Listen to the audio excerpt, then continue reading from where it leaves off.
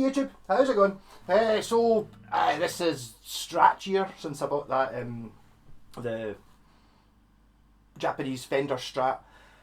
Kind of get into Strats. It kind of maybe started off more with a Squire Bullet that I had before, and then I started thinking, well, I've actually got a few kind of Strats that I've never really got the hang of. I sorted out that one the other night, but decided not to do a video of it because I was going to do acoustic, so I didn't have 2 Strat days in a row. And then last night I dug out this. This is a Tokai Special Edition, Super Edition. Sorry, not Special Edition. Strat from the 80s. I've never been able to find much about this. It doesn't have a serial number, but it does have a sticker that says 36 on the back of the heel, which I think it might be price, or sort of the price range it's in, 36, I don't know, 1,000 yen or something like that. I don't know. Japanese. So I'm going to kind of do this video a little bit differently. I've got a wee bit. I got this guitar. I'll tell you the story of how I got it. I bought my Washburn Falcon from a guy called Carol down in Leicester somewhere near my pal Wayne, and he sold his Falcon. This is before I was really mad into Washburns. I didn't know. I just knew that this guitar looked amazing, and he refused to post the guitar. It was on eBay. I watched it, and then he lowered the price a couple of times, and he refused to post it because he posted a guitar before and it came back with the neck broken. So he was selling off his guitar. And I got my pal Wayne, who I barely knew at the time. Actually, I think I'd only known him for just talking to him on Facebook because he was into Grant guitars as well. And I got my pal Wayne to go and pick it up. They met at a pub halfway between it. So that's how I got my Washburn Falcon. And it all turned out all right. I didn't give the owner the money. I gave him a deposit of 50 quid or whatever it was, or 30 quid, and then I gave the rest of the money to Wayne, who I didn't know either, to buy it, and then he sent it up to me. So that's how I got my Falcon. The reason he was selling the Falcon is because he had an Eagle that he was going to keep instead, and that was the guitar that had been sent in the post, and the neck had been damaged. And then a year and a half later, I got a message from him, do you want to buy the Eagle as well? And it was like pure, I don't know, I'm really not loving the Falcon, so maybe buy the Eagle to go with it. So both the Eagle and the Falcon both came from the same. They were brothers from way back. And it wasn't cheap, but he threw in a wee Black Star amp. In fact, it's actually probably the Black Star, a similar model to the one I've got through there. I'm going to give to my girlfriend. And my pal Wayne, we did a deal where I paid the money for it, and Wayne was going to send it from Leicester up here because the guy still refused to send. And I didn't bother with the amp because, it's like, Wayne, do you want to just stick it on eBay and sell it and I'll take that off the price? So I ended up getting like 80 quid for it or something like that. So I got £80 off the Eagle, which brought it down to within my price range. And he also said, I think, and I'm quoting here, I'll throw in a piece of shit Tokai I got in cash converters with it. And I thought, wow, amazing. And Wayne managed to stick that into the same box as the Eagle. So I got this basically free, because the price I paid for the Eagle was stupidly low anyway, especially by the time you took off the £80 off it for the amp. And then you get a free stratocaster. And then I got it and I was like, So I have tried to fix this. This may be 4 or 5 years ago. I've had a few attempts at fixing this, and now I've managed to do it. Just an experience thing, I think. I thought it needed refretted. It didn't need refretted. It needed the frets done properly. There was a lot of wee niggly bits, things that were really annoying me, which I wasn't really aware of. I was aware of the whole ringing neck thing on Strats, but I wasn't aware that was one of the problems with this guitar. So that's why it's got an elastic band on it. They've obviously copied Fender exactly. So whenever you hit a chord and let it go off, this would just be going bing, pinging away. Just sounded terrible. Same with the springs in the back. Because of the construction of this guitar made it even worse, so I've now got foam wedging the springs so they don't respond either. Lot of fretwork.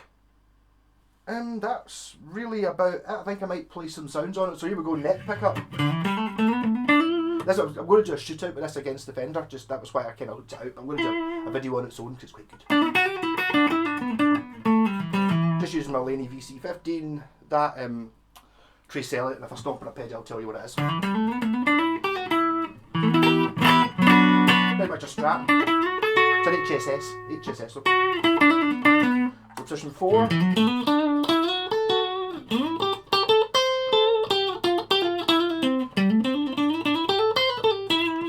pickup.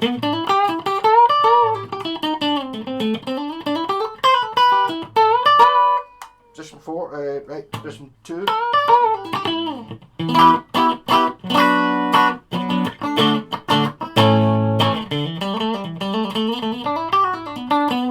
This one, I don't know whether I actually fitted the switch here, the mini switch, which is a coil split for the humbucker. So it's split just now. That's it in humbucker. Back to single coil. Bridge. That's really loud, isn't it? And that's it in humbucker. Got a big jump in volume there. I also put push-pulls in it, and partly because, see, if you look at it, the scratch plate was broken and split. So what I did was see, it actually looks quite, I'm actually quite pleased with the way this turned out. See, to strengthen it, I put these washers on the glues on the body to sort of hold the scratch plate together, and then below the push-pull pots, but it kind of looks like it was meant. Maybe it's just because these knobs are right, which is quite good to see. It's got a blanking plate and the outputs on the back.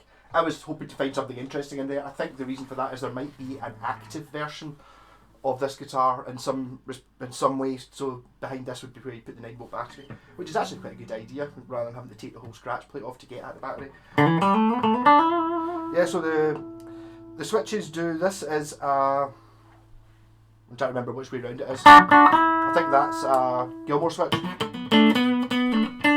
think that turns on the neck pickup as well. It does. So if you pull out this one here, it adds in the neck pickup. So this is outside coils. And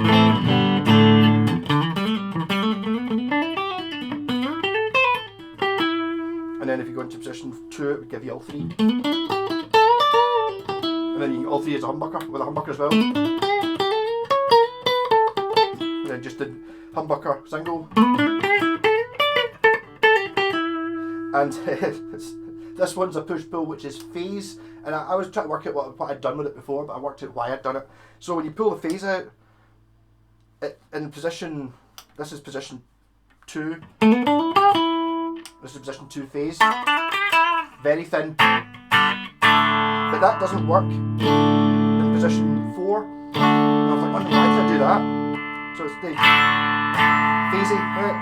The reason I did that is because if you've got the Gilmour switch on, so you've got this pickup and these 2 pickups on, when you phase it, what the phase does is it reverses the bridge pickup, so you get phase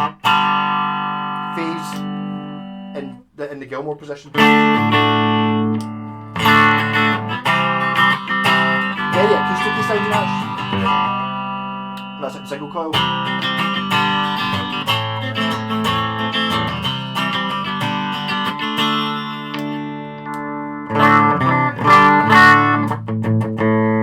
Yeah, that'll do just now. I'll put a wee bit of my jam in that. I was playing something I quite like telling. That's just so I can remember what it was I did. I'll do it live, because I'll do it live.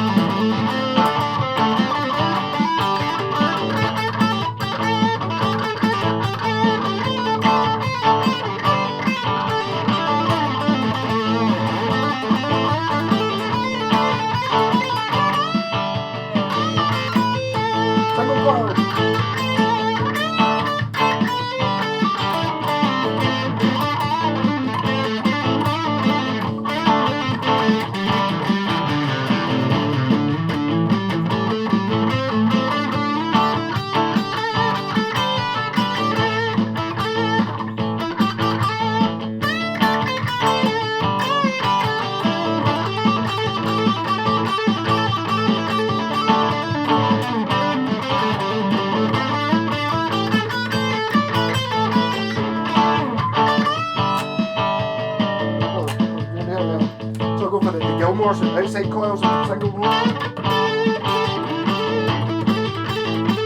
Wow, it's talking.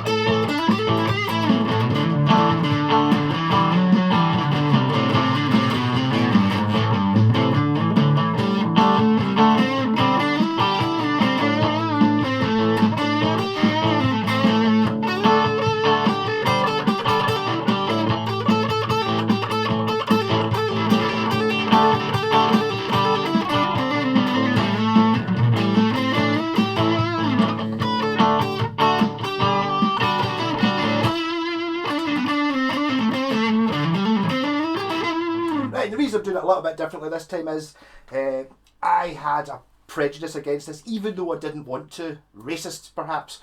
Not because it's white. I don't. I'm just digging myself a hole here. I like black as well. Black guitars are. Well, I don't really like black guitars, but that's not a racist thing.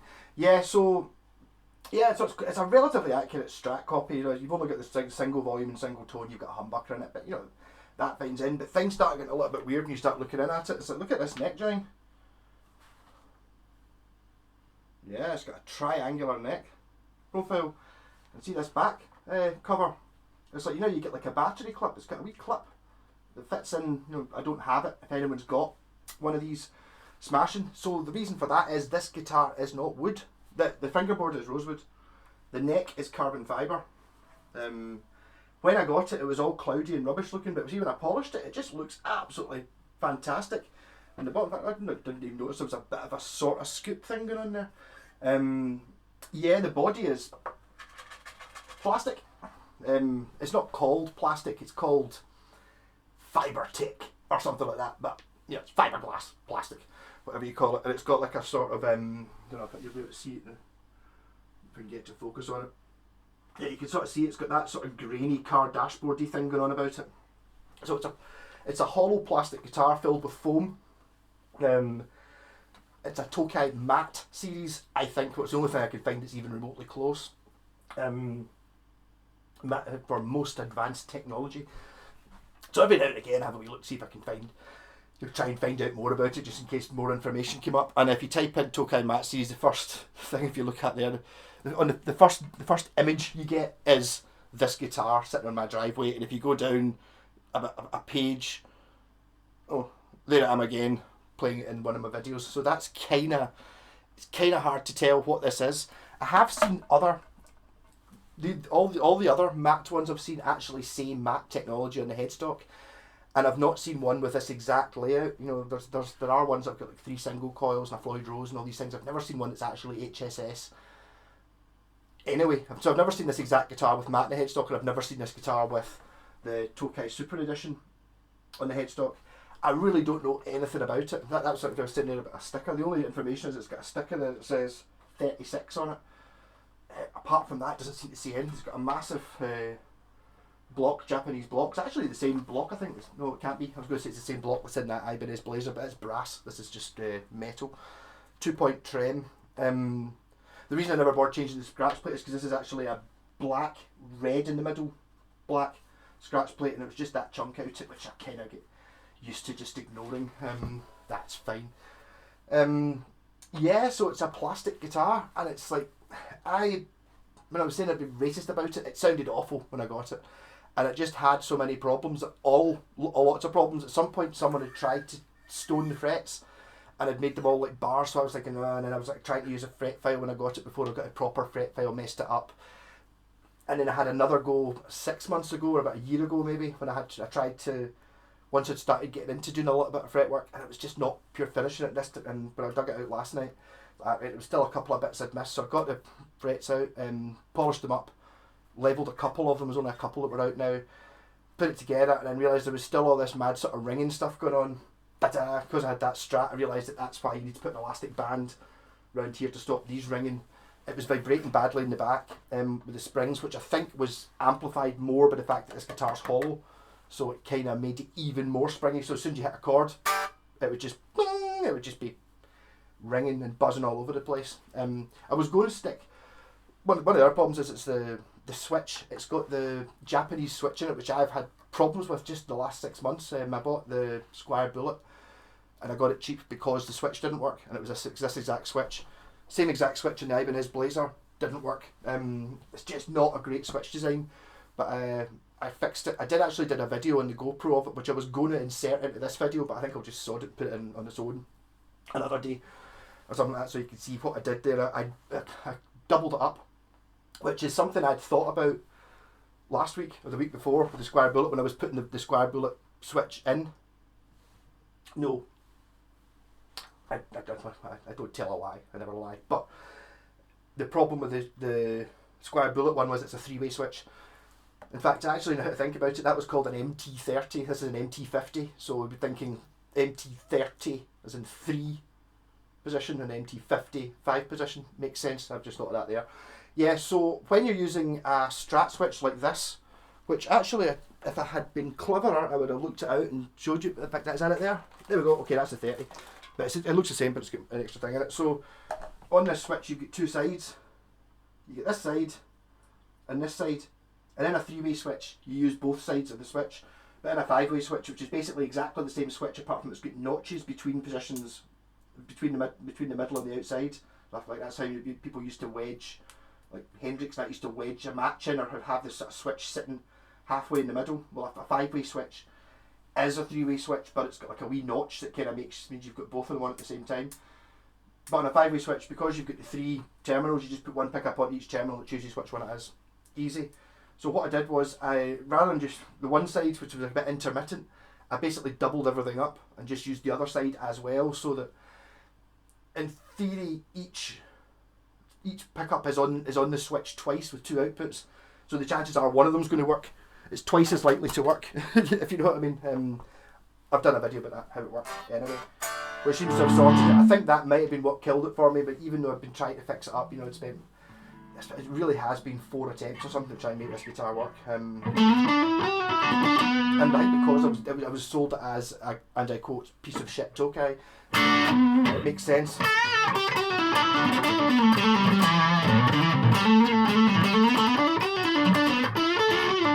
And I do like the idea of tone wood being not a thing, even though I really don't understand it.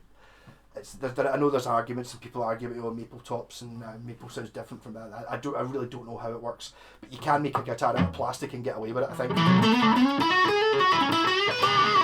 I don't think it sounds plastic.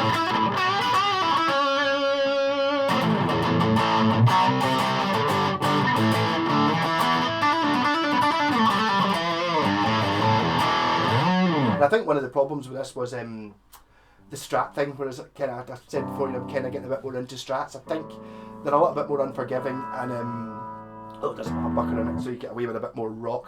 But you got to be, if you wanted it to be a Strat, I think you'd get away with this. If you didn't really want a Strat, you just wanted a normal guitar, maybe not so much. But I mean, the neck is super smooth. Well, because it's not wood, so it doesn't have any grain in it. I mean, these things must have advantages. I mean, maybe guitar of the future, once there's no trees left, maybe they'll have to be made like this. I do remember thinking it was quite funny that when the CITES thing, although I don't think that exists anymore, it was a problem with rosewood, and this guitar would have to have a certificate just because of the fingerboard. It's like, why don't you just put a plastic fingerboard on it as well? Look at like Gibsons these days, or quite a lot of companies. Washburn did it in the late 80s. Richlight, they call it, or carbon fibre fingerboards, sort of simulated ebony or whatever it is. They could have done that and just made it so it didn't have any wood in it at all, but they kept the fingerboard wood. Yeah, so just that's not too bad, 20 minutes. Yeah, so just a wee bit of a rock out of this. And if anybody knows what this is, I mean, or when it's from, I don't know. You can look up Tokai Matte series and you'll see a picture of mine. And there's a Tokai Matte poster there, which I would have blown up, but it's really low res, from 1985. So they're matte technology, so it's got a different headstock design. But I mean, it's not like this neck can be off another guitar, because it's a triangular thing, man. It's like, it's not on the inside there. It's, you can't put this neck on another guitar. It's, although it looks kind of similar, it's kind of got like a tongue and groove type thing going on. It would only fit this body, so you wouldn't be able to, without. And even then, I don't know if you could really cut away into the plastic and get away with it. I mean, it's just like a sort of hollow plastic with foam in the middle. So, I don't think you really want to be hacking out bits to make it fit in. Also, actually, was it yesterday I was talking about the bolt-on neck on that, which is actually bolts. This is actually bolts as well. So these screws don't just go into the neck. They go into recessed bolts that are cast into the fibre tech or whatever future technology is in the neck, which should be good. It seems to be solid, and I'm getting the hang of this. I'm not sure I really like this. I remember at one point I had this guitar and I bought a black output jack, because I quite like, one of the things I like about a Strat is the output jack on the front, but I used that for another project, and I don't want to lose this. That's a wee metal cover, so I'll maybe think of something to do with that. I mean, to be honest, I've already put too many switches in it. Okay, the coil split, I like having that, but I mean, the two push-pull pots, I don't need them, but when they're there structurally, well, I'll just jam out on the same thing. Does it sound like plastic now? You know it is.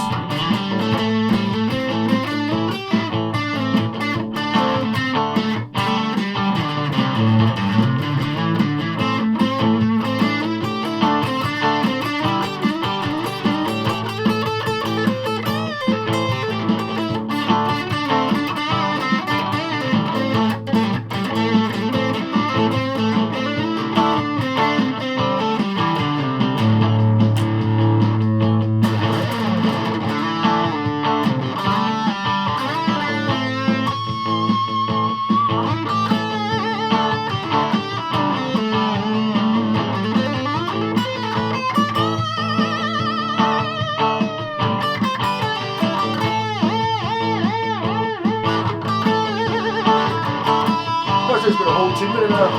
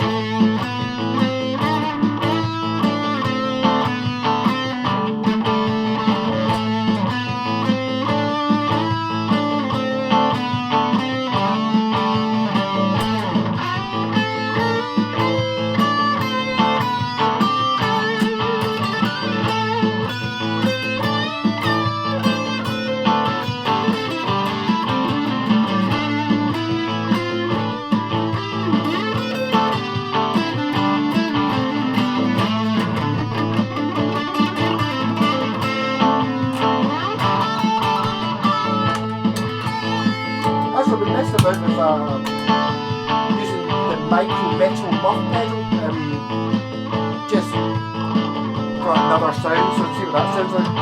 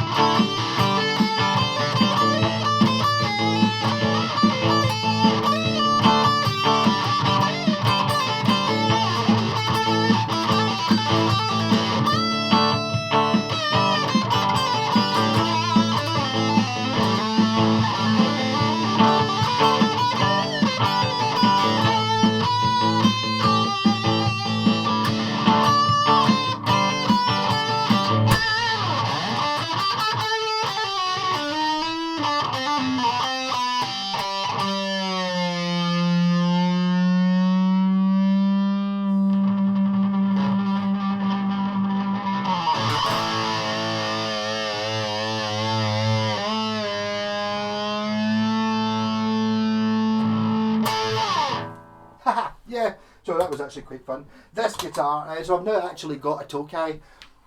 Before, I would always say, it's like of all the great Japanese brands, Tokai is one of the ones I don't have one of. It was like, well, I've kind of got one. And it's like, no, this is a proper guitar. Now that it's working properly, just an experience thing. Working it. Don't give up, because I mean, if you'd asked me for this, like, 2 years ago or a year ago and offered me like 50 quid for it, I'd have been like, so not happening now.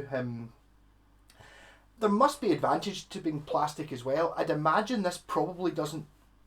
Well, I don't think this will respond the same if you're talking about doing like a tour, and you're on, like somewhere freezing, somewhere roasting. Like not going to happen here in Britain, but if you're in like America and you're doing, you're in like Arizona or something, and you're going up to Chicago, and you've got like a pure 50 °C difference in temperature and humidity and all that stuff all changes, so I think guitars go a bit mental.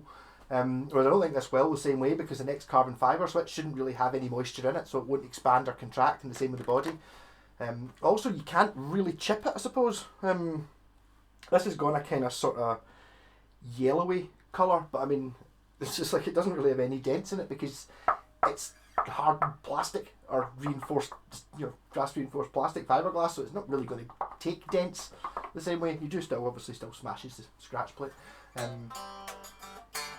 So if anyone knows what this is, and please shout it in and say, yep, that's a whatever. Well, I'm now classing this as a proper guitar, and almost it's worth having just for the curiosity of it. I'll try this guitar. There's no wood in it, well, apart from the fingerboard. It plays really well. It feels lovely. I mean, the smoothness of the neck cannot be denied. I know that I like it. I like a good glossy, smooth finished neck, but I think no matter how well and how glossy and smooth and how much you lacquer a neck, it's still a piece of wood. So as I think if you go, if you zoom in, it'll still be like this because it's a natural surface, whereas this isn't. This is fibre. Even if you get the light up right to you shine it. If you shine a really bright light on it, you can see the sort of hatch carbon fibre stuff. That's what the neck's made of. It's kind of like material. It's that you get the sort of crisscross patterny stuff. Kind of looks like that. Looked awful when I got it. So if you've got one of these and the neck's all cloudy and very obviously fiberglass, if you polish it up just with, I don't even think we used anything fancy, just pledge, and gave it a good go. As soon as I started cleaning it, it was like pure, oh no, hold on, it's going shiny, is that right? And then it's like suddenly I'd done a wee bit more. I was like, oh, hold on, the whole thing's going to look fantastic. So there you go. It doesn't have the best type of tuners. It's got the ones that I always say are rubbish, but they're actually good. They seem to hold fine. The whole guitar seems to hold fine, to be honest. One of the other problems with it as well was the nut. See, because the frets have been lowered so many times, it was buzzing away up here because I'd lowered the frets. The nut was now too high. That is the original nut that's still in there. But it was set, that nut was cut for when the frets were like a millimetre higher, and then suddenly it all goes out of kilt. So it's just a case of this didn't really have anything major super wrong with it. It just had 10 minor things, and all those 10 things just made it not quite right.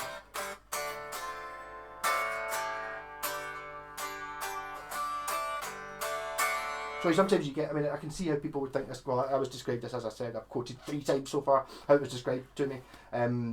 If you get a guitar that's just, it was rubbish. It might not necessarily be the guitar. So I'm well aware of this. So if you'd asked me 10 years ago what about West Tone guitars, my first bass was a West Tone bass, and it was awful, and I hated it. I hated the way it looked, hated the way it played, and I'm West Tone mad. They're amazing. So it probably was amazing, but that one I had was rubbish. But it was probably only rubbish because the neck was probably, it might have had bad frets, or the neck was warped, or the nut was cut wrong, or I never changed the string. The strings might have been 20 years on it. It's all these things were added up to just being not a good guitar. Whereas actually, if it had been set up properly, it would have been an amazing bass, and I would probably still have it. I do remember when I had it. This really dates it. Radiohead were talking. There was a guitar magazine, and the Radiohead bass player was talking about what bass he used, and he says, "Oh, I've still got my first bass. It was a Spectrum DX. I still use it." And I was like, "That's what I had." It's like, at the time, it's like, why is he still using that? It's pure awful. And then it's like, it's not. It's because his one was probably set up, so it was probably good. Yeah, 35 minutes. So I'm not going to bother sticking that extra bit in when I'm doing the wiring in this. I'll just load it into the computer. I've not even had to look at it yet. So rock on, stay safe, and my God, it was cold today. I went for a walk up to the shop. It was absolutely beautiful though, I mean stunning, just like sun out, snow in the hills, icy. It's now gone foggy. It wouldn't surprise me if it was absolutely mega Baltic tonight. Rock on.